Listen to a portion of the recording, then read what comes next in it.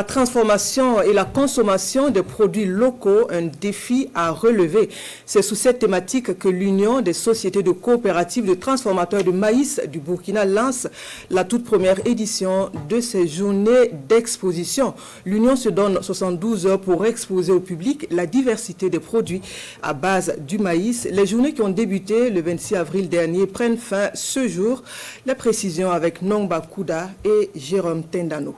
Le maïs, autrefois céréale destinée à la préparation du thon, est aujourd'hui consommé par 95% de la population burkinabé. Cette première édition de l'Union nationale des sociétés coopératives des transformateurs de maïs du Burkina Faso, UNSCOP TMBF, veut mettre en lumière les savoir-faire dans la transformation du maïs.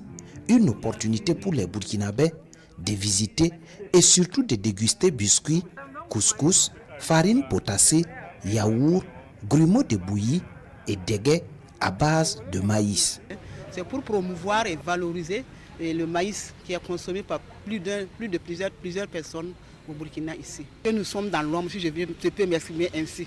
Si on par exemple, aujourd'hui, vous êtes la presse, on nous voit, on sait qu'il y a des transformateurs de maïs. Beaucoup ne le savent pas.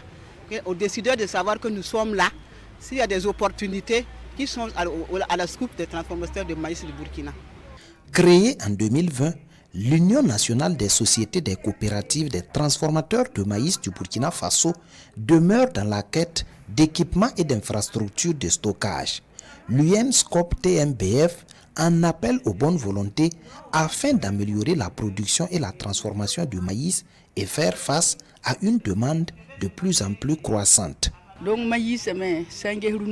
Au Burkina Faso, peu importe ton rang social et ta provenance, la consommation du maïs occupe une très grande place dans nos habitudes alimentaires. Je suis très contente pour cette initiative de l'Union des transformateurs du maïs. Ils ont tous nos encouragements.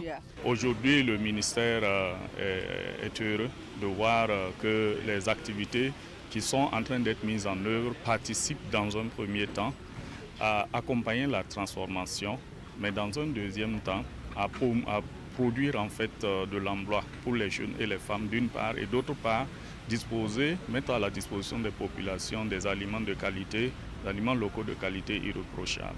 Présent à l'ouverture de cette première édition, le directeur de la promotion de la transformation des produits agro-pastoraux et halieutiques promet le soutien de son département à cette initiative de valorisation des produits céréaliers burkinabés.